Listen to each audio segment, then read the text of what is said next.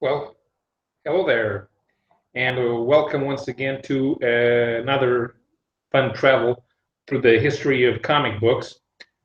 Uh, this week, I decided to go through one of the main properties that was launched by First Comics in the 1980s. I think that First Comics had a pretty good output.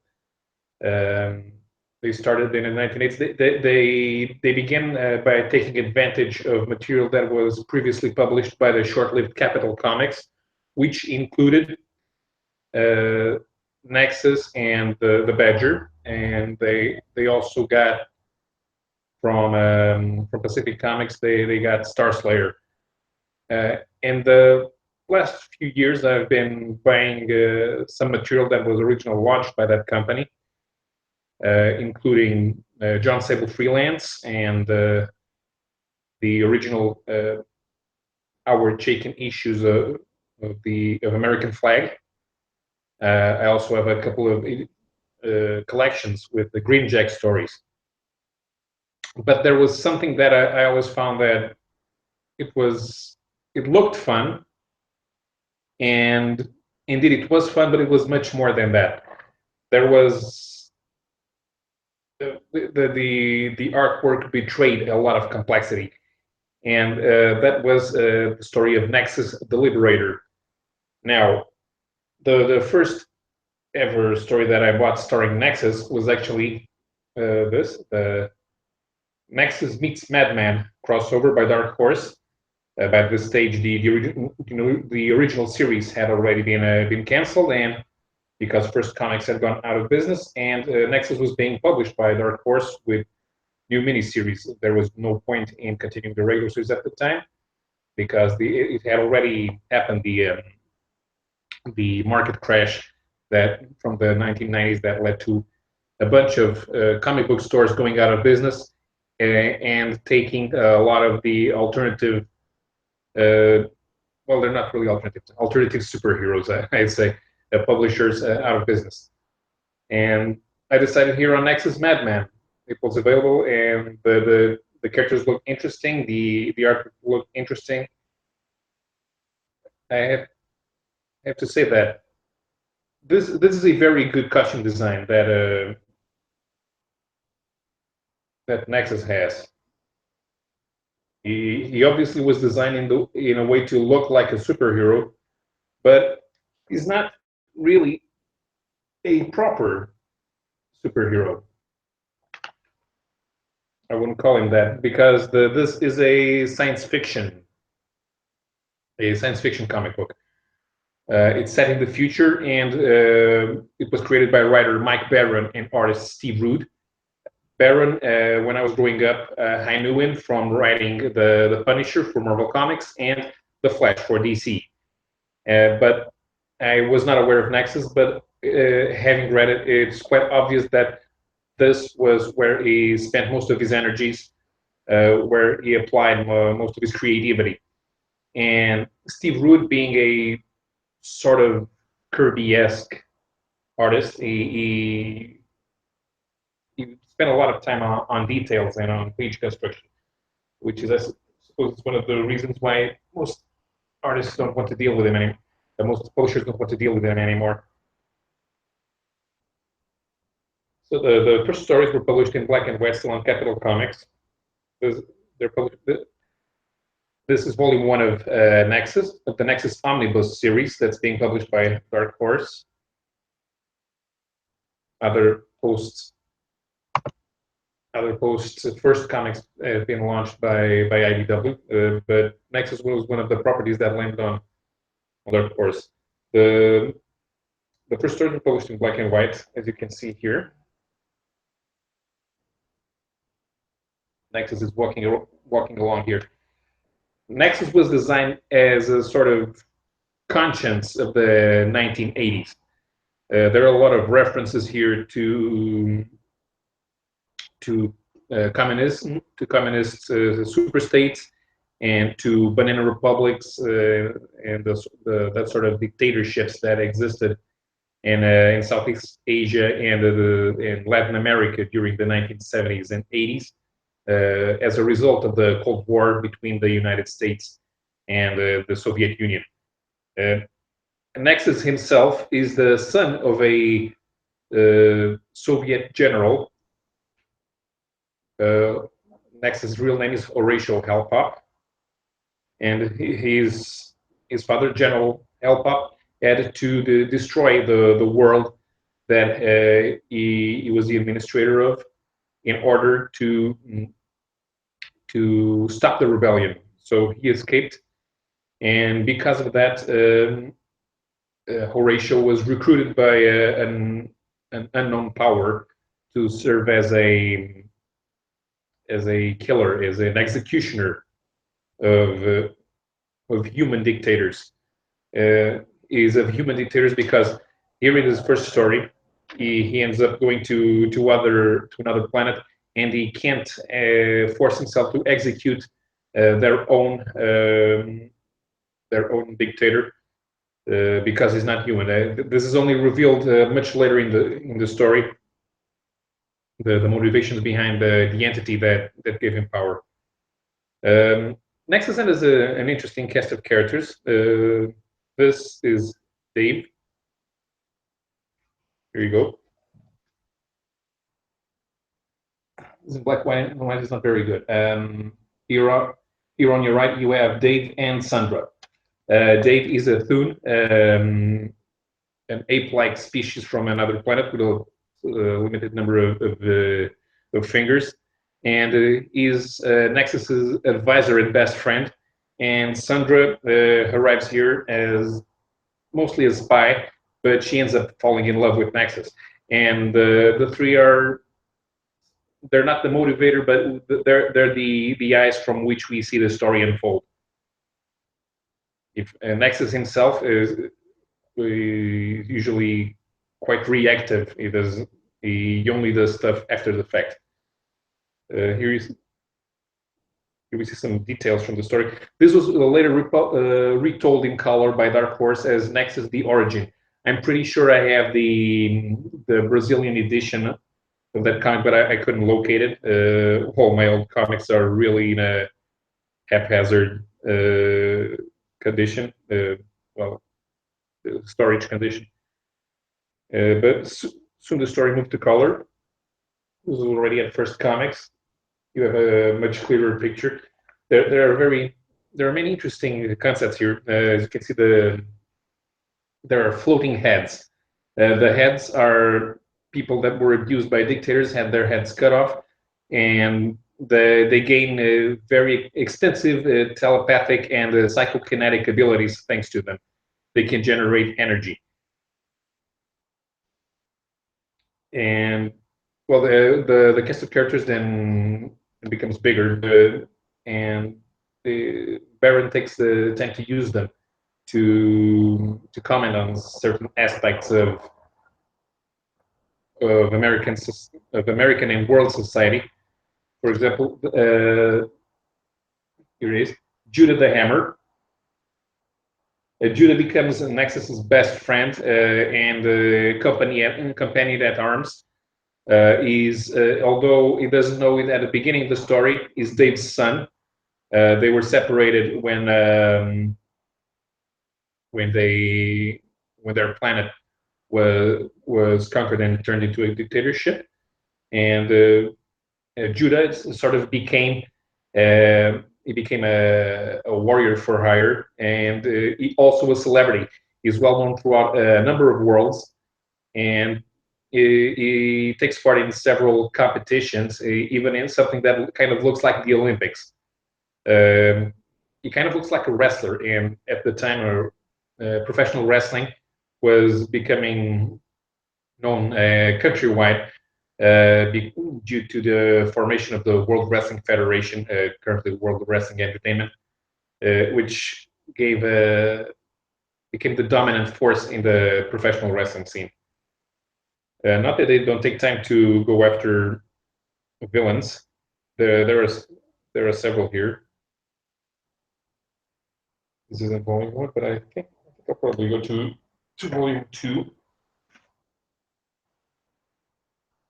this series is already up to volume 8, and they're quite nice package. You get about 400 pages of story in one sitting. This costs $25.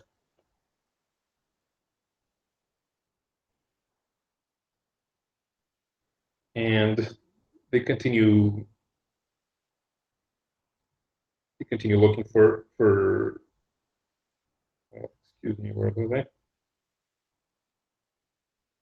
They end up having their own enemies, and where can I find some? I was supposed to have one here.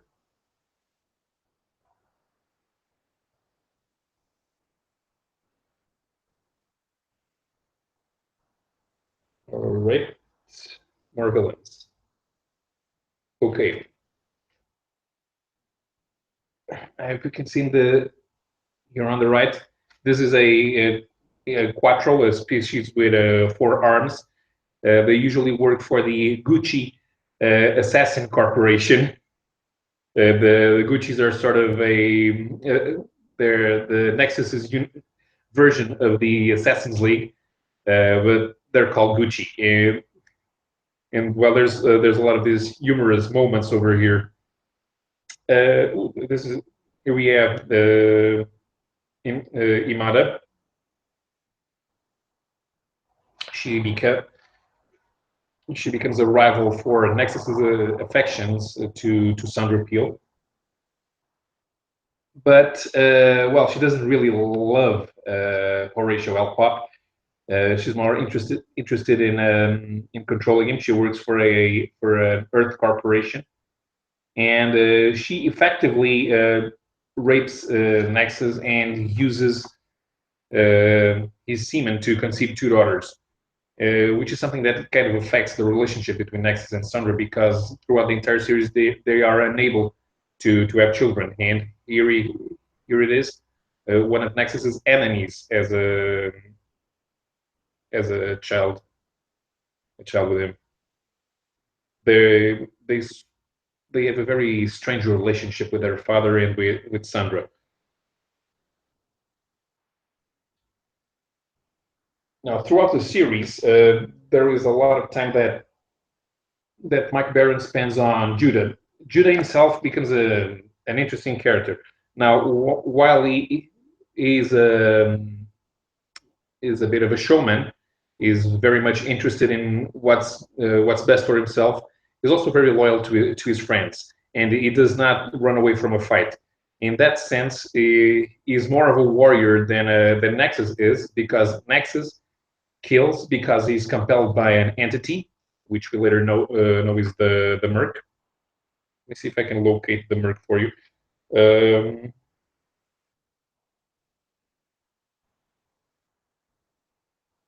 I think I can hear.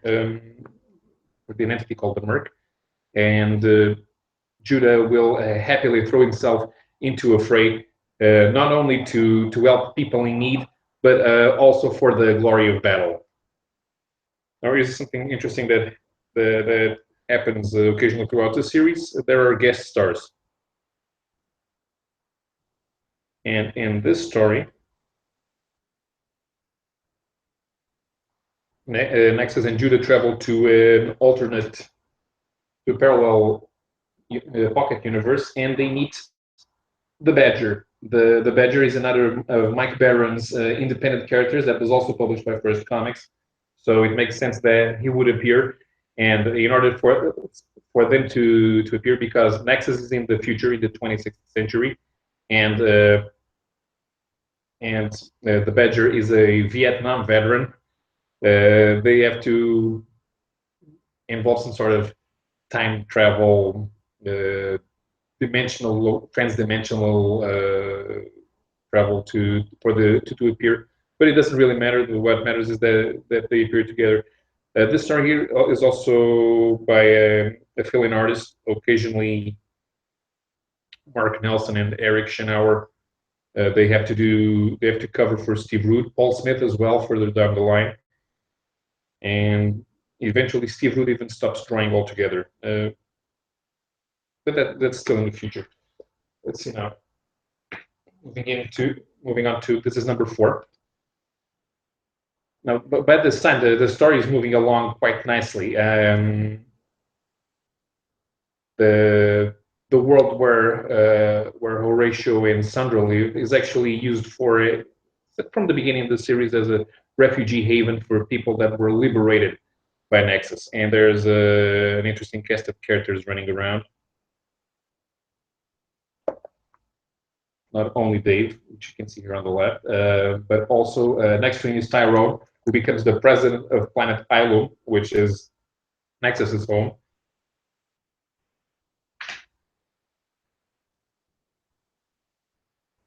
There are other characters around, like Whooper. Let me see if I can locate Whooper. Whooper is a snake oil salesman slash conman slash political opponent to Tyrone.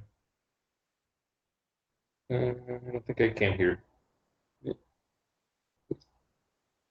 probably a good idea to see if I can locate it. Appears is the badger was here again. If I can locate the merc.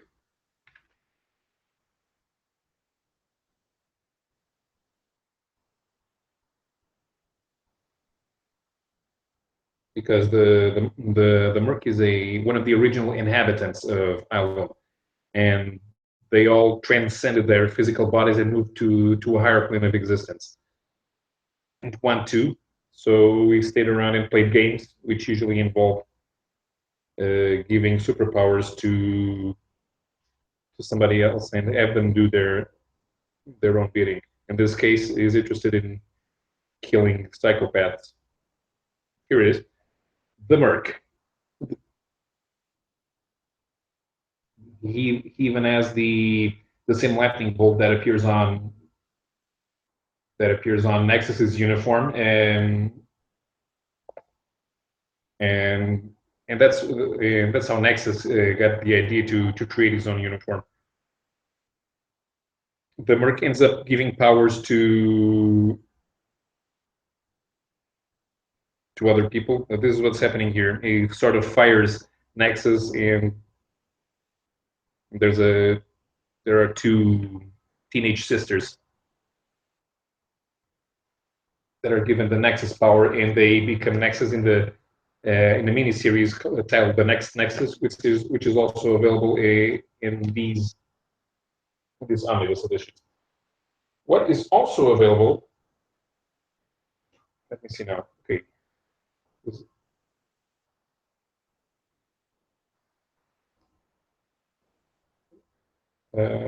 Before we go there, by the end of the first comics run, Steve Root steps out. This story is by Mark Heike. This character here on the right is Nexus's uncle. He leads the Church of Elvon, which is a violent religious cult. Which is actually the funny part here. There are 2 main religions in the Nexus universe: the Church of Elvon and the Church of Alvin.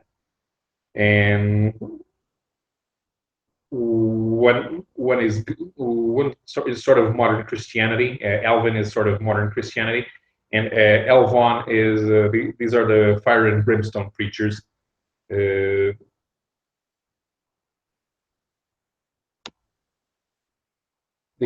gods appear occasionally. There's one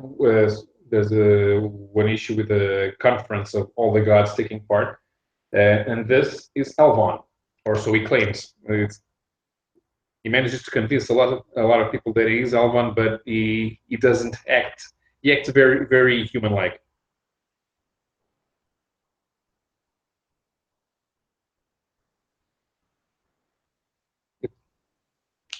Right now, this one's there's a couple of Judah backup stories around here.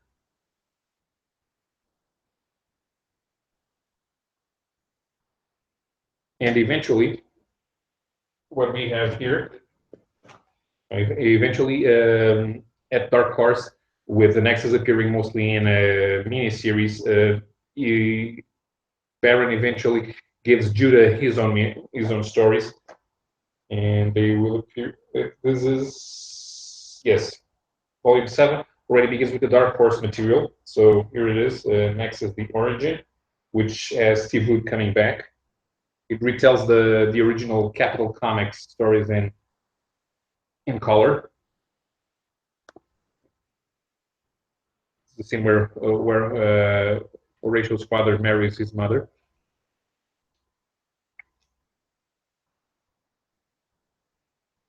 There are a couple of Steve Wood miniseries here, but he leaves anyway again. And then there's a Judah miniseries.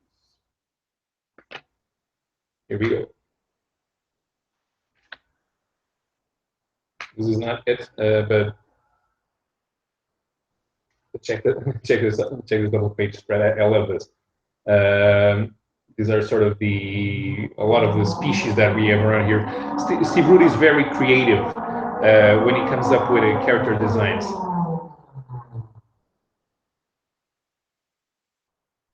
Now, let's see if we can find that.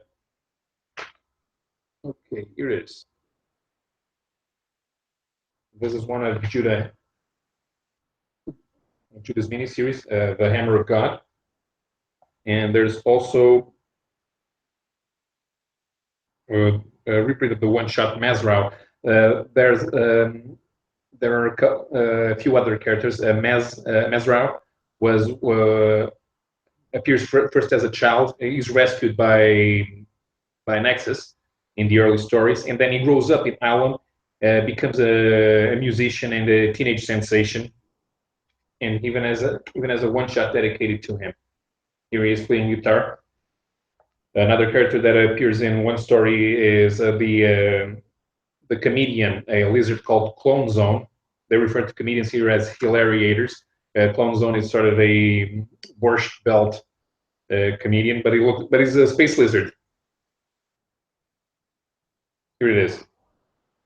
This story was printed in black and white, I suppose. Okay, I think you can see it now. If you put Clone Zone on the cover, it's not going to be a draw, except for a long-time Nexus fans.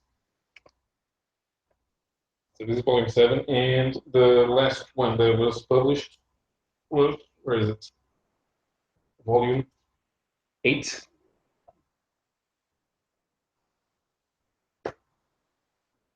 It's pretty much, I think there's only a couple of Nexus stories that were not published here. There's a crossover with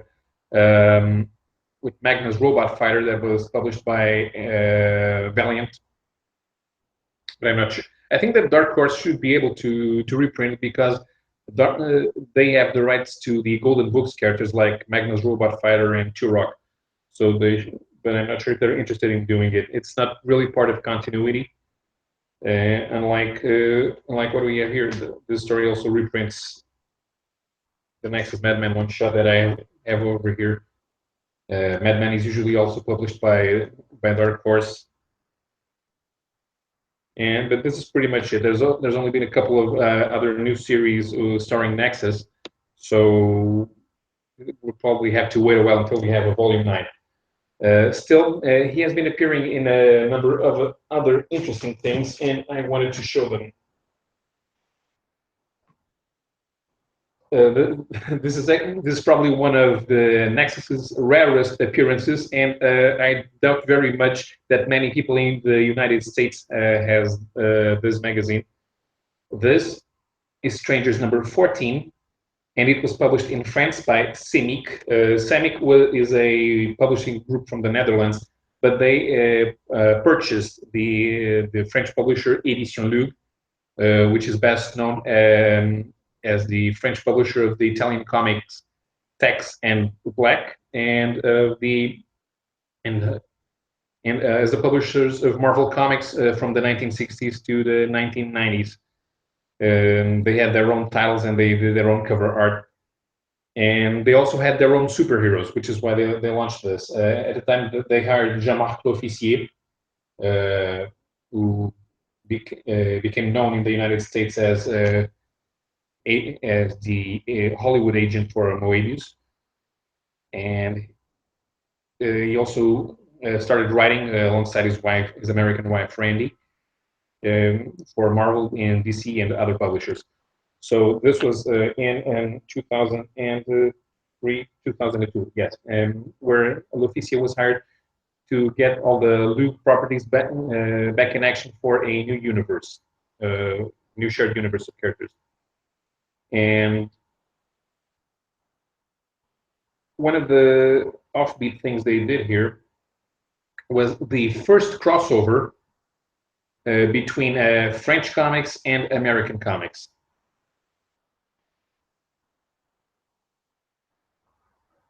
Wampus Nexus Intersection.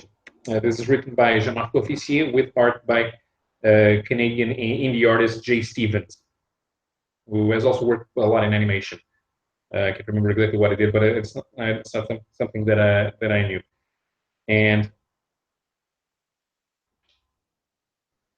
Wampus, Frenchly pronounced Wampus, Wampus is a demonic-looking character from the future, an avatar of chaos. And his comic was published in the late 60s in France, and it was even canceled by France's version of the Comics Code Authority, which, unlike the American Comics Code Authority, was actually run by the government. And they thought that anything with horror and science fiction was scary for children. They even canceled the Fantastic Four in the 60s because of it. And among Luke's publishers, Wampus was one of the victims. They meet. This is a very short story. 1, 2, 3, 4, 5, 6, 7, 8, 9 pages of story. And they try fighting, but then decide that there's not going to be a winner, so they stop. This was a fun little romp. And I read it here first when I bought these, and in the Paris Charles de Gaulle airport, in one of my business trips to France, and I was completely unaware of it. This called out to me. I have another one of these comics that I published. I bought 2 of them, but eventually these were published in the United States. So so if you want to read the first French-American comic book crossover in English, now you can. It's available here. Strangers #2 by Image Comics. The first 6 stories of the Strangers were published as a mini-series in the United States by Image. The art shifts quite a bit, and so does the action. In issue 1, they're fighting one villain. Then the story continues to #2 and to #3. It's always a continuing story, but the main villain keeps changing until the end. And they had some backups with other characters from the Luke Semic verse, and they end up publishing the Nexus Wampus story here in English. So if you want to look for it, these were published in 2006 in the United States. They're probably not very expensive. If you try to locate them, I'm not sure if you can easily find them. The stories themselves are not very good. They're not the best superhero stories around. It's just if you want to get to know a few other characters and add them to your own personal portfolio. These are Omicron and Starwalk. They were redesigned for the 2002 relaunch.